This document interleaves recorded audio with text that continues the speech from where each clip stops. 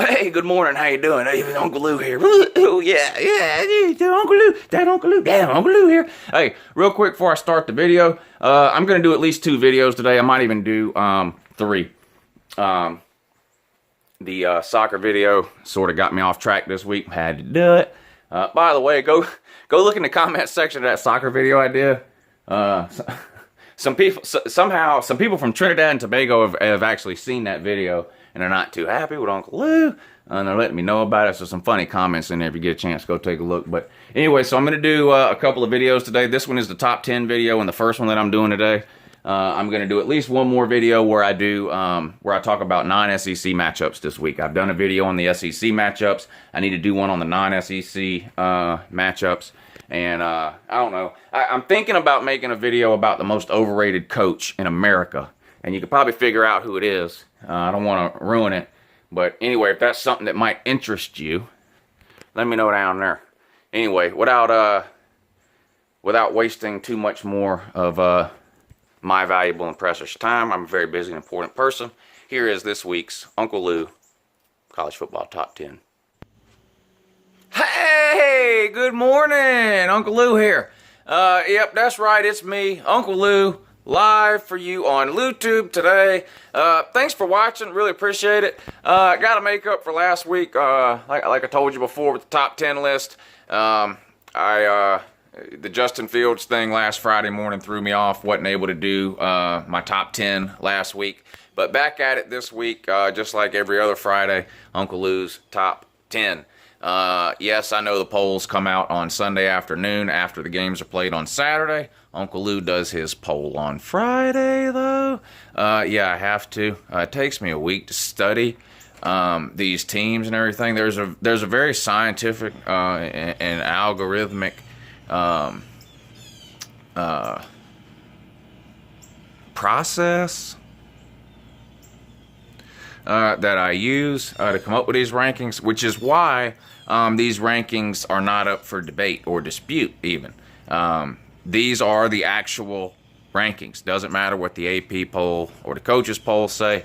These are the accurate and legitimate rankings. So with only a little bit more ado, let's jump right into this week's top 10. You already know, coming in at number 10, different verse, same as the first, same as last week, and the week before that, and the week before that, and the week before that, going all the way back to the preseason. The undefeated Washington Huskies. Woo! Yep, they had another dominating performance this last weekend over a team you've probably never heard of, Cal, 38-7. No, doesn't impress anybody. Washington, we've been over this every week. Washington's schedule is absolutely embarrassing. Now, it's not their fault. Granted that the Pac-12 is complete garbage, just so happens that it is.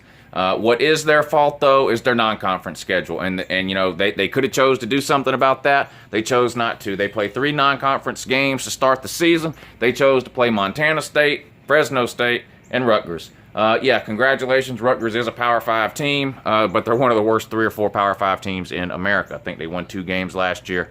On pace to win about that this year. Maybe 1 or 2 more even. Stellar year for Rutgers Scarlet Knights there. So, Washington will remain forever at number 10 in the Uncle Lou poll until they either lose a game or make the college football playoff. That's just the way it is. Deal with it. Number 9, Washington State. Had to go ahead and put them in. They put a beat down on Oregon. Yeah, I know Oregon's not the same as they have been in years past. They're kind of down right now. But they put a beat down on Oregon 33-10. And this was a week after they beat Southern Cal. Again, Southern Cal, another team that is not elite, but that was a huge win for Washington State, that Southern Cal game. So to turn around the following week and dominate Oregon and not have any type of letdown, because that was a possibility here, let's just be real, and it didn't happen. They dominated Oregon 33-10. They play Cal this week, so a nobody. So they'll win again this week, and most likely remain in the Uncle Lou poll for at least 1 more week next week. Yeah. So number 8. Now, every poll I've done up to this point has included only undefeated teams, and I told you why that was. During the first half of the season, you need to be winning games. Okay, that's great. If you're Ohio State and you scheduled Oklahoma, that's awesome. That's great if you're Florida State and you scheduled Alabama. That's awesome. We love to see those types of games. And let's be real, they help us weed out the contenders from the pretenders. Ohio State and Florida State both lost, okay? So I never included them in a poll after that because they had a loss, okay? The season's half over now, so it's going to be impossible for me to keep undefeated teams only in the top 10. I mean, legitimately speaking, I could find some nobody undefeated, but hell, I already found one, Washington, to put in the top 10. But anyway, you get what I'm saying here. So there's going to be some... having a loss no longer disqualifies you from the UNCLELOU poll now that the season is 6 weeks in, going into week 7 here. So, that being said, Washington 10, Washington State 9. Coming in new to the top 10 this week at number 8. The second best, in my opinion, one-loss team in the land. Notre Dame. Hey, you got to give it up for Notre Dame. Won 4 games last year. Looked like a complete wreck. What have they done this year? Nothing but come out and dominate every single team they've played. They've got 1 loss, and that's to a top 4 team, UGA. A 1-point loss at home to UGA. So let's be real. That's the best loss in America right now. Notre Dame is they're a 1-loss team. They have the best loss, and they're dominating everyone else they play. So who'd they play this last week? UNC. They beat them 33-10. Again, UNC not an elite team, but this is what separates great teams from good teams. They go out and they dominate week in and week out, no matter who they're playing. They don't play down to the level of their competition. They don't overlook teams. They don't have a down week and barely win, which we'll get to later in the poll here. But anyway, and then they're off this week. But, I mean, listen. They've got 1 loss to UGA. They're dominating everybody they've played. They beat the brakes off of Michigan State. Hold on. I wrote this down. They beat Michigan State 38-18. Okay? Michigan State just beat Michigan. So that by itself doesn't mean anything, right? The transitive property doesn't work in college football. But what I'm saying is you can look at Notre Dame's body of work over the season, and they're a good team this year. A good team. The second best one-loss team right now. Number 8 in this week's poll, Notre Dame. Number 7, back to the undefeateds here, TCU. Now, first off, I'm not a believer in the Big 12. You already know that if you've been watching UNCLELOU every day like you're supposed to. I think it's a garbage can league. I don't really think there's a legitimate team out there at all in terms of a playoff or national title contender. But right now, TCU's undefeated, so you got to have them in here. They have a good win over Oklahoma State. Again, not an elite team, but a really good team with an explosive offense. That's the problem in the Big 12. There's no defense out there. So you got all these teams scoring 40 and 50 points a game. Then when they play each other, you got to play keep up. You know, it's a track meet, which is why none of these teams do good when they actually have to play a legitimate team outside of the Big 12. But TCU beat West Virginia 31-24. West Virginia, decent team. TCU handled them 31-24, beat them by 1 score. They play at Kansas State this week.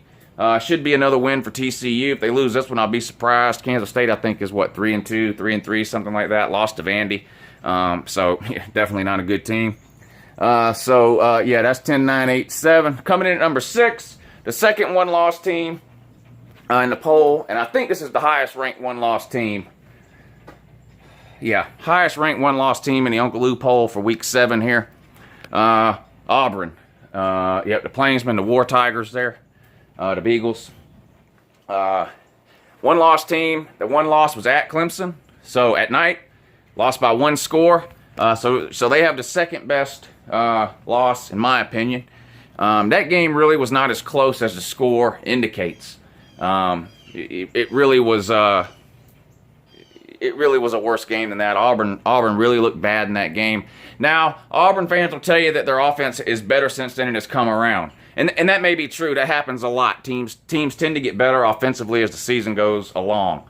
Defense is usually ready to go in the first week or two. Offense sometimes can take a while to get going. So we'll see if that holds true for Auburn. They got some tough games coming up. But they did handle Ole Miss 44-23. How'd you give up 23 to Ole Miss? I don't know, but you did. But still, you won by, 3 scores. So, hard to knock you for that. So the highest ranked one-loss team, they play at LSU this week. Keep an eye on that. If you're as good as you say you are, And if you deserve to be where you're ranked in the UNCLELOU poll, you'll handle LSU at LSU just like Troy did. Okay, so don't let yourselves down and embarrass yourselves, because that's, if you lose, trust, that will be embarrassing. So what's that? 10, 9, 8, 7, 6. Number 5, Whiskey, Wisconsin. Wisconsin's a hard team to judge, really. A team that they've got a fairly easy regular season. I've said it a couple of times. I don't really feel like their season even starts till the Big Ten title game. Wisconsin's only hope to make the playoff, I think, is to go undefeated and win the Big Ten title game. If they do that, they'll be in the playoff, regardless of how strong or weak or whatever their schedule is. If they go undefeated in the regular season and win the Big Ten title game, they will be in the playoff. I've got them pretty high. I've had them in the top 10 pretty much all year. They're the second highest ranked Big Ten team right now. They beat Nebraska 38-17. They play Purdue this week, so doesn't look like a loss coming anytime soon for Wisconsin. Like I said, schedule not too difficult. I expect them to stay undefeated. They're a lot like Washington.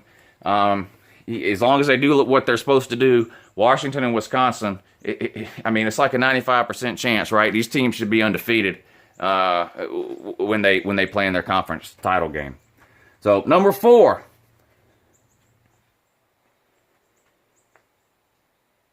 Bama. Hey, listen. This is a what have you done for me lately poll, okay?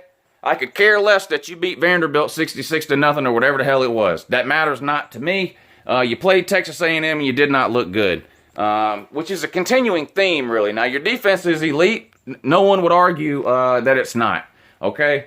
But your offense really is embarrassing. I mean, there's no other way. I really can't think of any other word to describe Alabama's offense other than embarrassing. You have no passing game. So really embarrassing is the only word. Well, average? Turn it up! You might be a redneck. Yeah, the offense is bad. I mean, Hurts can't complete a pass. He's either the last or the next to last rated passer in the SEC. And yeah, I know he runs the ball a lot. That's great. But get over this infatuation with putting a running back at quarterback, okay? Listen, that's not a Jalen Hurts is not a dual threat quarterback. He's not. A dual threat means you can pass and run, not just run, okay? There are a million single threat quarterbacks who can run.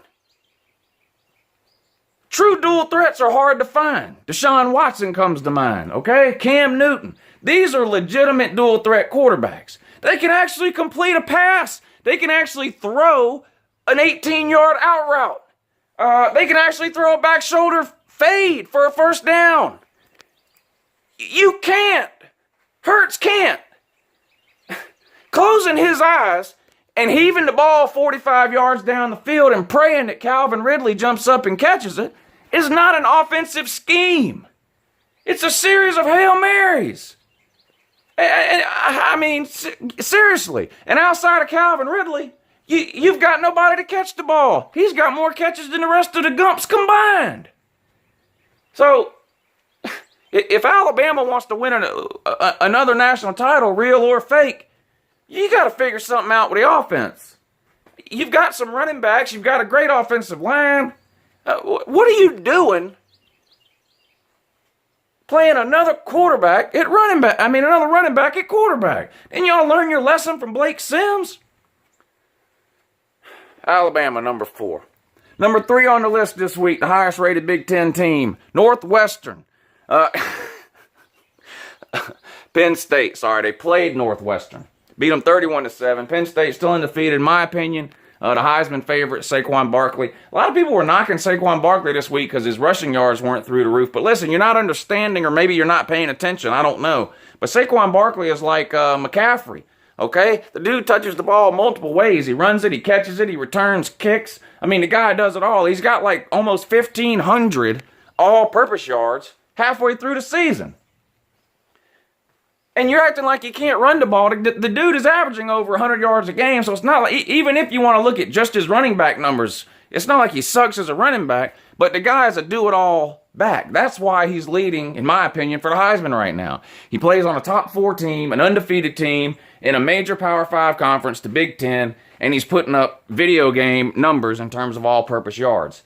The other two people that were in the conversation, really, Baker Mayfield and Sam Darnold, have both disappointed. Now, Mayfield has played well for the most part, but he lost at home to Iowa State. I mean, that hurts a little. And Darnold, just forget about him, Southern Cal. What happened to this guy? This guy looked good last year. Not this year. More completions to the other team than he does his own. So yeah, Penn State number 3, they're off this week. Number 2, UGA, Georgia. Listen, like I said, it's what have you done for me lately? Georgia goes out and dominates. Alabama struggles to beat Texas A&M. Okay, what'd you score? 27 points against Texas A&M? That's why you dropped, okay? Teams like Arkansas and UCLA are scoring in the mid-40s on Texas A&M. You struggled to score 27. You had to survive an onside kick at the end of the game to hold on to win by 1 touchdown. Georgia goes out and beats another opponent by 30-something points, 40-something points, whatever it was. So they're at 2. Now, if UGA comes out, I'm not going to lie. We play Mizzou this week. They're terrible. If Mizzou comes out and scores 20-something points on us and we beat them by 1 or 2 scores, you can trust I will drop UGA down next week if Penn State or Bama has a better game. This poll will fluctuate, okay? I'm not a machine that just puts somebody at a certain ranking and says they're not leaving that ranking unless they lose. No, I look at the teams, how they do, who they play, and you know, if you've been watching these polls every week, these teams go up and down. So cry all you want. Right now, UGA number 2. Number 1, the Taters. Taters, I'm putting you on notice, okay? I've had you number 1 for a while. So I've been giving you more respect than anybody else has, including the AP or the coaches poll, whoever else of these bootlickers keep putting Alabama at number 1. Not Lou. Lou had you at number 1. And I told you why. You got 3 impressive wins. I don't think any team in America has 3 wins as good as the 3 you have against Virginia Tech, Auburn, and Louisville. Somebody got mad at me the way I say it. What is it? Louisville, Louisville. It matters not. I really don't care. Podunk Town basketball program dead. Yeah. So anyway, I got you number 1, but I'm putting you on notice. You struggled against something called Wake Forest. Okay, 28-14. Don't tell me about the quarterback spraining his ankle. Don't tell me about putting your second string defense in that gave up 2 touchdowns late. Don't tell me about any of that. Okay. The number 1 team in America should be beating Wake Forest by more than 14 points. You didn't. This week you play at Syracuse. I expect a 30-point win in this game. Okay, Syracuse is terrible. All right, they're horrible. You ask people to start naming every Power 5 team, see how many they can name. The majority of them will leave Syracuse out. Nobody even knows this team exists anymore. That's how bad they are. They're like an invisible team. Number 1 team in America should road grade Syracuse. I don't care if it's at Syracuse, okay? So, go out, dominate Syracuse, the Orange Man, and stay number 1 in the UNCLELOU poll. But I'm telling you right now, if you come out and win by 1 or 2 scores against Syracuse, and UJ beats Mizzou by 30 or 40, or Penn State beats the bye week by 30 or 40, or Alabama beats Arkansas by 30 or 40, one of those 3 teams is taking your spot next week. So, show this to the team, give it to Yabba Dabba Dabbo, whatever you need to do. You've been forewarned, so that if there's any issues next week, I won't expect any crying in the comments section. Does everyone understand that? Okay, good. Have a great day.